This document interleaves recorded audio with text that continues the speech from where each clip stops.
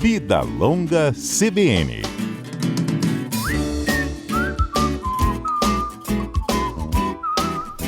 Quadro novo no nosso CBN Vitória, estreou sábado passado, estamos dando continuidade para ele, né? E nós vamos falar agora sobre as etapas da vida, em que momento o idoso já não deve ficar sozinho, já não é bom para ele, nem para a família. Sim, porque todos sofrem muitas vezes, né? Com um idoso que pode ter algum tipo de problema. Para a gente entender essas etapas, esse processo, nós vamos conversar com a psicóloga, psicogeriatra Maria Regina Ximenes Rocha. Doutora Maria, bom dia para a senhora. Bom dia, Patrícia, bom dia, ouvintes, bom dia a todos. Existe realmente um momento específico em que o idoso já não pode mais morar sozinho? A gente consegue identificar esse momento, doutora? Patrícia, como tudo na vida, o ser humano é muito singular, né?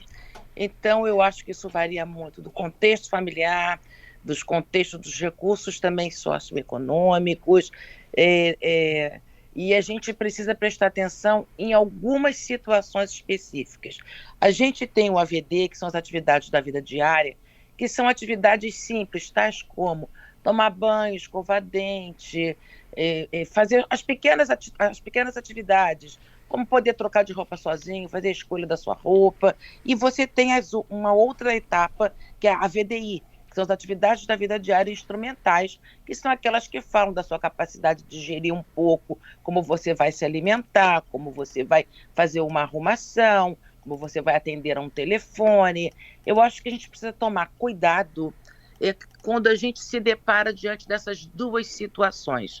A VDI, ela é algo que vai acontecer no envelhecimento por uma série de circunstâncias, dentre elas a própria tecnologia. Então não tem como você entender que um idoso, né, porque a gente está falando aqui também de que tipo de idoso. Vamos mais uma vez singularizar.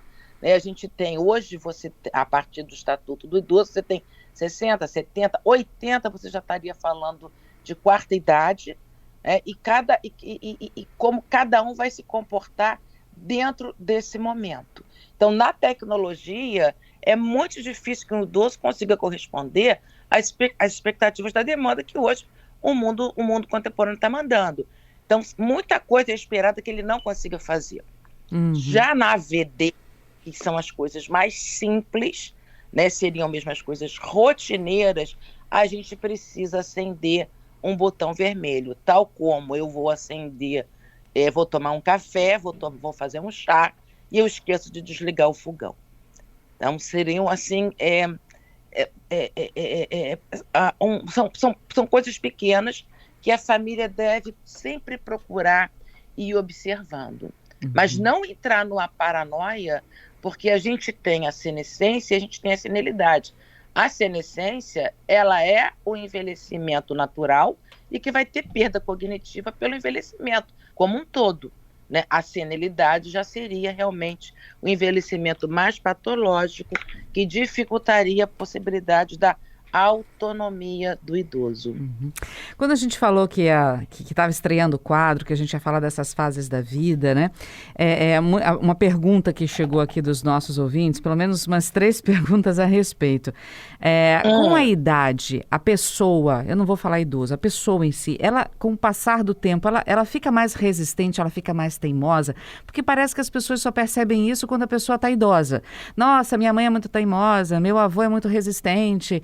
E parece que isso só acontece na terceira idade. Há uma evolução nessa teimosia, nessa resistência, inclusive na hora de dizer, olha, o senhor não pode, a senhora não pode mais ficar sozinho, a gente tem que ter alguém com a senhora. Como é que funciona esse processo de teimosia ou esse processo de convencimento de que a pessoa precisa realmente de uma companhia?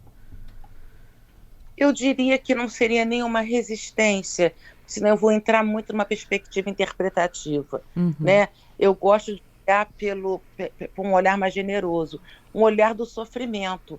É muito difícil pessoas que foram autônomas a vida inteira, então você pega é uma pluralidade, né? Isso vai desde personalidade a grandes celebridades ou pessoas que conseguiram fazer grandes realizações, ou que foram líderes, ou que foram formadores de opinião dentro da sua família, como aquela avó que era, se a gente for trabalhar até brincando com o italiano, né? A matriarca. Com a nona, Uhum. a matriarca, né? Uhum. Assim, há uma sensação de desempoderamento, porque uma das primeiras comunicações que o idoso recebe é a impossibilidade física.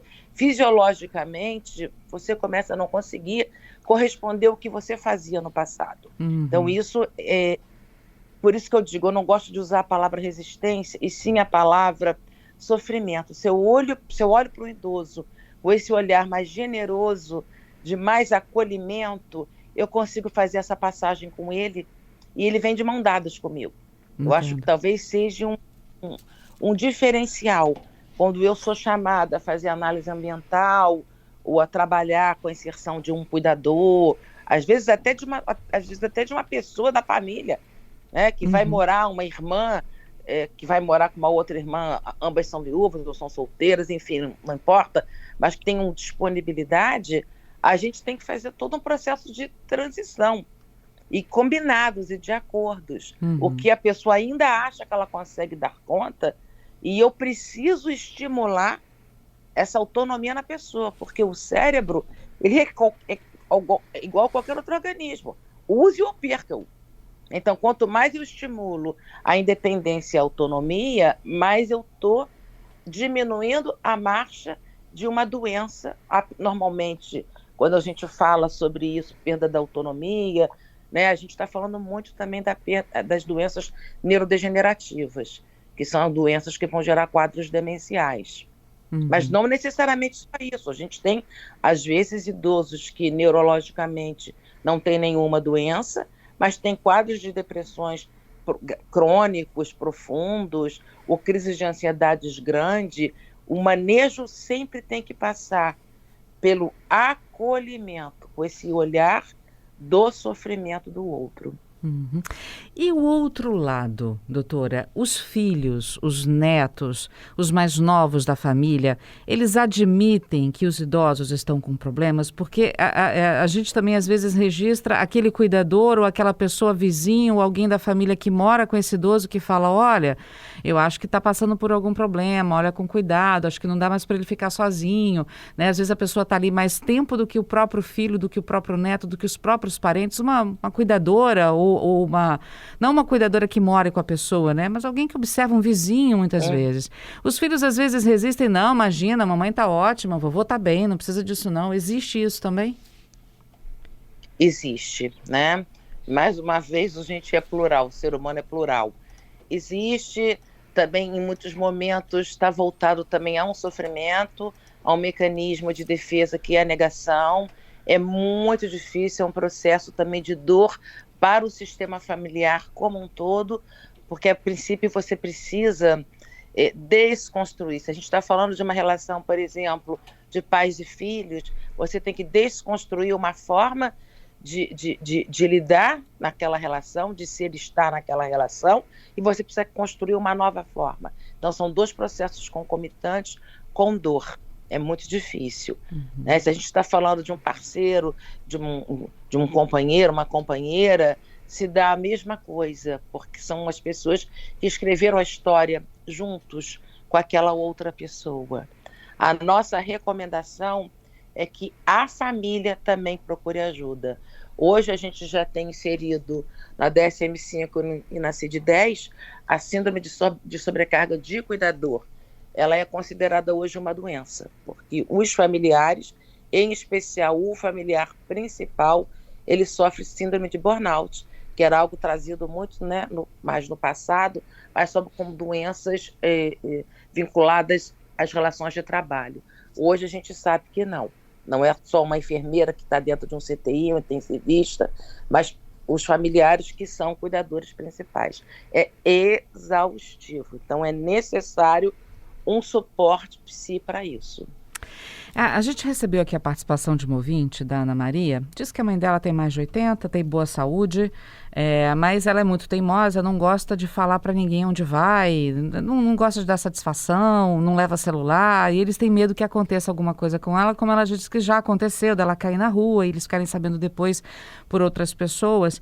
E eu queria um pouco falar sobre esse risco, porque ao mesmo tempo em que o idoso, aproveitando aqui a Ana Maria, que ela pergunta o que a gente pode fazer para amenizar essa questão. Além dessa questão da teimosia de não querer dar satisfação de onde está, que parece que está controlando a vida do idoso, né? E ele não quer isso.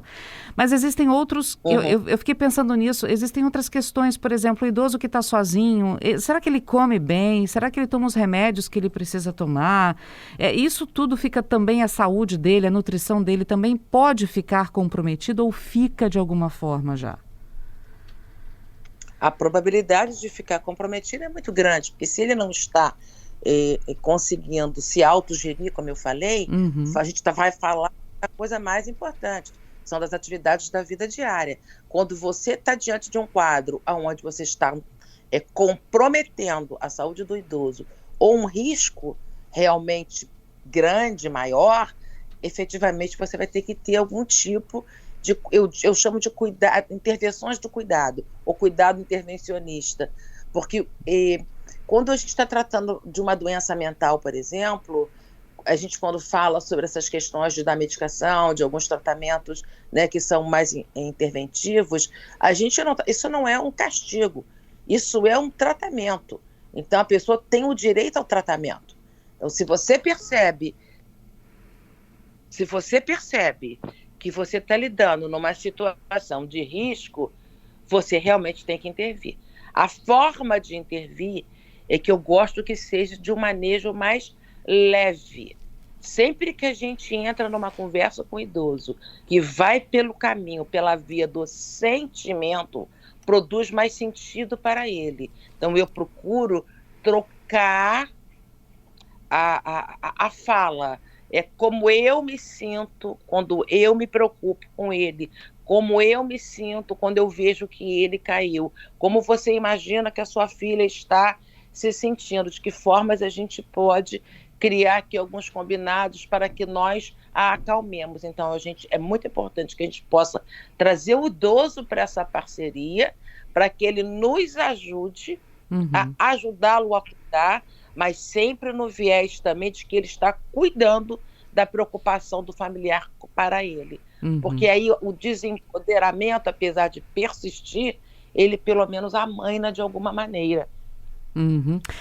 No caso da Ana Maria aqui, ela pergunta o que pode fazer para amenizar isso, porque quando você tenta ajudar o idoso e ele não quer saber, tô imaginando aqui a situação dela, né?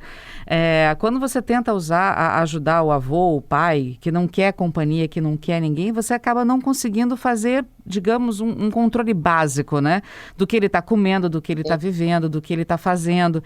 E aí você fica sabendo por outras pessoas. E aí fica difícil da pessoa perceber, enquanto filho, neto, a dificuldade dele, né? Eu acho que é mais ou menos isso que a Ana Maria está falando aqui também. O que a gente pode fazer para tentar amenizar isso? Vai visitar de surpresa? Tenta fazer perguntas diferentes? Sim, Ana Maria, eu compreendo todo o seu processo de angústia. Isso é algo que vem acontecendo com o medo da longevidade, né? E ainda vinha acontecendo uma outra coisa, porque os filhos são muito sobrecarregados também. Então hoje as pessoas têm pais idosos e muitos também já são idosos. Então é uma situação que realmente a gente está vendo se desenhar no mundo. Vamos precisar de políticas públicas que realmente compreendam melhor, que solucionem, que façam uma análise de cenário futuro mais longevo ainda. Mas o que eu posso te dizer é que a gente precisa entender quem na família ocupa um lugar de escuta com esse idoso. Então, é uma melhor amiga, é uma irmã, é uma vizinha, é um neto. Então, às vezes, a gente tem diante da gente alguma solução que pode estar ali e a gente não consegue pegar o fio do novelo. Essa é uma dica. A outra parte, quando você percebe que o idoso está entrando em risco, aí você não pode deixar. E nós estamos falando mesmo até de um direito de ser protegido. A minha orientação sempre é pensar além do clínico, além do médico da família, além do clínico que tiver, solicitar uma avaliação neurológica. Existem coisas que existe um teste que é simples, que se chama teste de rastreio, que é feito por neuropsicólogos, que é feito pelos neurologistas, e psiquiatras geriátricos são maravilhosos para isso também, e que dão uma pista do que está acontecendo. E a partir daí, precisa se criar, aí sim, um plano de cuidados. Tem uma outra pergunta aqui também, na verdade eu tenho mais 2 perguntas aqui de ouvinte, doutora. O Renato, ainda nessa linha da Ana Maria, ele pergunta o que eu faço quando o idoso não quer ajuda. Acho que eles estão muito preocupados com isso. Vou pedir para a senhora ficar comigo, doutora Maria Regina, só um pouquinho. A gente vai só para o repórter CBN rapidinho e volta e a senhora responde os nossos ouvintes daqui a pouquinho. Pode ser? Pode ser, querida, pode ser. Rapidinho. Estamos conversando com a doutora Maria Regina Ximenes Rocha, ela que é psicóloga e psicogeriatra, falando sobre esse momento em que o idoso já não deve mais ficar sozinho, sobre como identificar, quais são os perigos disso. E na ida para o repórter CBN, a gente deixou aqui a pergunta do Renato, chegou também o Renan aqui, também nessa mesma linha, que também é da Ana Maria, né? O que a gente pode fazer quando o idoso não quer receber ajuda de jeito nenhum, que ele está muito resistente? Existe uma forma de convencê-lo, dar umas incertas, vai de surpresa na casa da pessoa para ver como é que ela tá, para fazer pelo menos uma observação, se está tudo bem. Como fazer isso, doutora? Isso não só pode, como deve, né? Porque a gente está falando de, dependendo da doença, a gente está falando de uma incapacidade que chega e coloca o idoso em risco. Então é mais do que um direito, né, da família, e passa a ser até uma obrigação legal. Então, eu estou querendo deixar isso registrado para que a família não se sinta numa postura de invasão.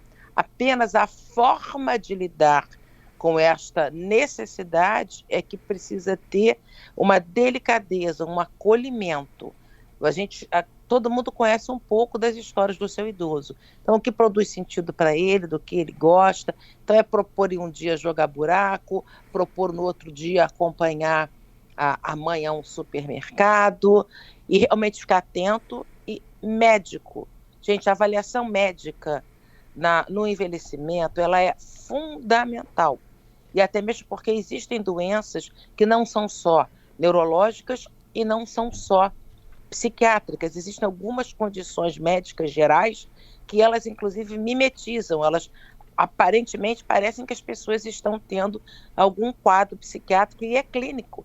Então, infecções graves, renais, ausência de vitamina B12. Existem situações clínicas que vão gerar até a esses quadros que podem confundir. Uhum. Então, não perder de vista, seja a saúde pública, mas fazer esse acompanhamento rigoroso médico. Uhum. Para a gente encerrar, doutora, tem a pergunta do João aqui. Ele diz que o idoso da família, né, ele não diz aqui se mora com ele ou não, perdão, se é pai dele ou avô dele ou não, mas ele diz que um idoso da família foi diagnosticado com início de Alzheimer e esse idoso mora sozinho. Ele pode morar sozinho até que ponto? Ou não pode mais? Normalmente a gente está falando do CDR1, que é o início da demência. A recomendação é não. Uhum. Porque mesmo no início da demência, você começa a perder, como eu falei para você, você tem a IVD e a IVDA, né? Perdão, a atividade de vida diária e a atividade instrumental da vida diária. A demência vai retirar a capacidade das condições básicas de se autogerir. Então, você vai colocar a pessoa em risco, desde ingesta de líquido, de alimentação. Se você está perdendo memória, e o Alzheimer é uma doença que ele atua imediatamente no hipocampo com a diminuição da memória, você perde parte da aprendizagem. Quando você perde parte da aprendizagem, você perde parte das etapas de como você aprendeu a fazer as coisas. Então, você aprende a dirigir, você tem a etapa 1, a etapa 2, a etapa 3. Se você perde a memória, você está desaprendendo. A memória é responsável por todo o processo de aprendizagem. Então, como você vai deixar o idoso, já com diagnóstico de Alzheimer, morando sozinho, aonde tudo que você faz ao longo da sua vida foi feito através do processo da aprendizagem. Se você está desaprendendo, você vai passar a ter a incapacidade. É muito duro, é muito triste para a família, mas você começa a ter incapacidade de se autogerir, que você desaprende, você vai num processo inverso. É isso que eu queria deixar claro no processo do Alzheimer, o que acontece. Uhum. Mas aí nesse caso, ele ainda tem os momentos, né, como está no início, tem os momentos de lucidez, de lembrar de todo mundo, de lembrar de tudo. E aí você entra na casa, se for um parente, não, a partir de agora não pode mais ficar sozinho porque foi diagnosticado com Alzheimer. E ele não gosta, ele não quer, ele está se sentindo invadido porque ele não admite ainda, ainda está nesse processo inicial. Vai na força, vai na marra mesmo, porque é difícil mudar o diálogo nesse caso, né, doutora? Já passa a ser uma necessidade absurda de ter alguém por perto. Patrícia, quando você fala num idoso com dificuldade, num idoso com um pouco mais de um transtorno de ansiedade, com algumas outras patologias, a gente até entende. Quando você está falando de um idoso que tem um diagnóstico fechado de demência, a gente está falando que o maior amor é exatamente a capacidade de cuidar, né? Então, eu trocaria a palavra de ir na marra, de ir na intervenção, e eu diria que isso é um amoroso. Eu trabalharia mais por esse viés, porque as famílias se sentem muito angustiadas por esse processo que elas chamam de intervenção. Então, se eu não der filho de 3 anos, 2 anos, estar na janela olhando sem uma tela, né, de uma rede de proteção, isso é um cuidado amoroso. A gente precisa entender o que a pessoa é capaz de dar conta e o que ela não é capaz de dar conta. Um diagnóstico fechado de Alzheimer, apenas o que eu preciso sim ter alguém.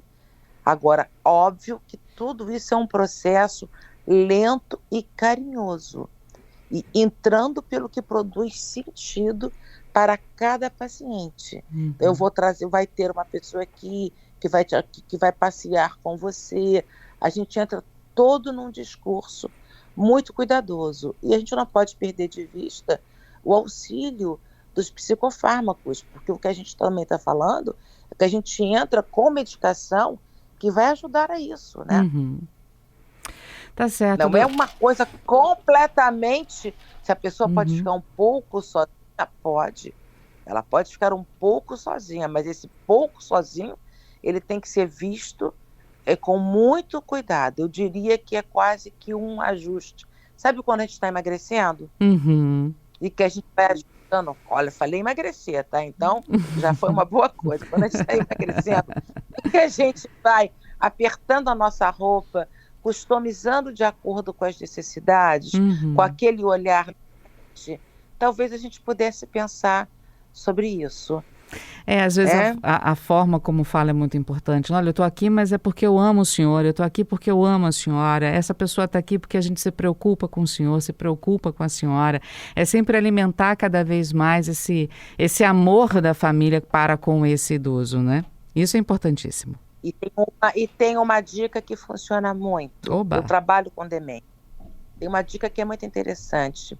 Quando a gente vai no início da demência, vai construindo com o paciente, nossa, você nem imagina como a sua filha fica preocupada. Como é que você acha que ela se sente? Bora me ajudar a ajudar ela a ficar mais tranquila? Pois é, se a fulana vier para cá, ela fica um pouco mais tranquila. O que você acha? É muito comum o idoso responder, tá bom, que saco, tá bom, então separa. Então, se ela vai ficar mais sossegada mesmo, Regina, então tá bom. Então, assim, são pequenas falas que juntas formam uma teia de proteção, de suporte e afetiva e que o idoso sabe.